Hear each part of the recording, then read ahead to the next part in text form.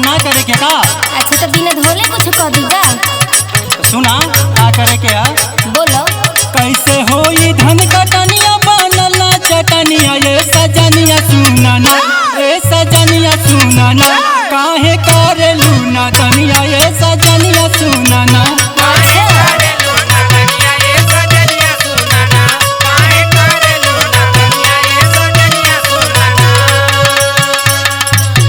छोट के लइका भइल बड़ा भोरई भोरई तार भूख लग गई। अच्छा हाँ सुनो। चल के तू खेतवा में काटया बुधनवा ये सजनवा सुनना, ए सजनवा सुनना, लेके आइब हम भोजनवा ए सजनवा सुनना।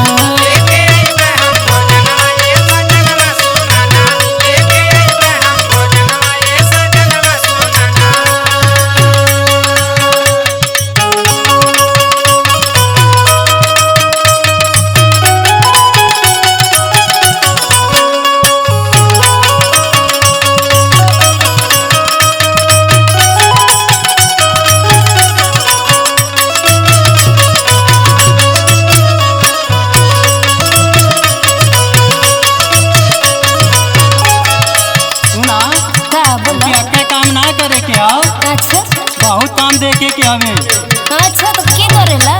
लेट ना हो सुना। बोला। जल्दी लेके आई है ना तो हो जाई धूप हो।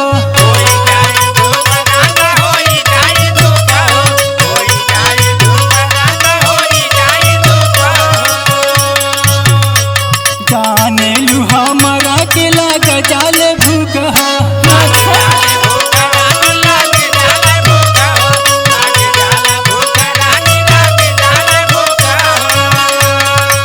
के मछरिया लई हयारो के पनिया ये सजनिया सुना ना, ए सजनिया सुना ना, कैसे होई धन कटनिया ये सजनिया सुना ना।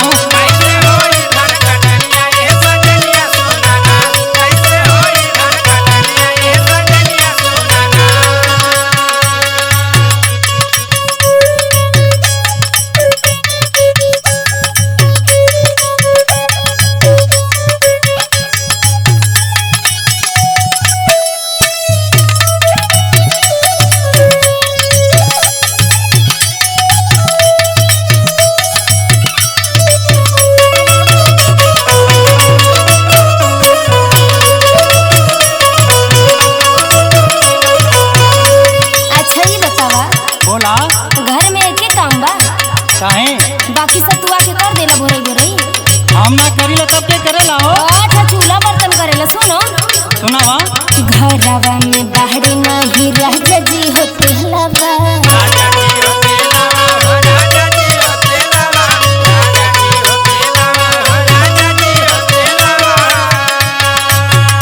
झूठ ही बढ़ाई देला हमरो झमेलावा।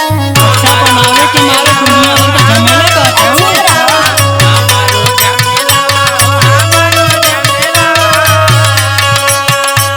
घरवा में बाड़ी नहीं राजा जी होते लवा, झूठ ही बढ़ाई देला हमरो झमेलावा। और सुनो।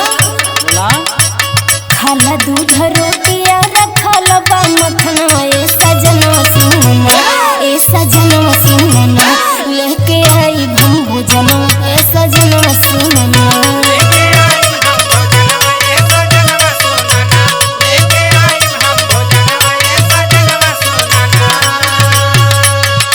कैसे होई धन कटनिया ये सजनिया सुनना, लेके आई हम भोजनवा ए सजनवा सुनना।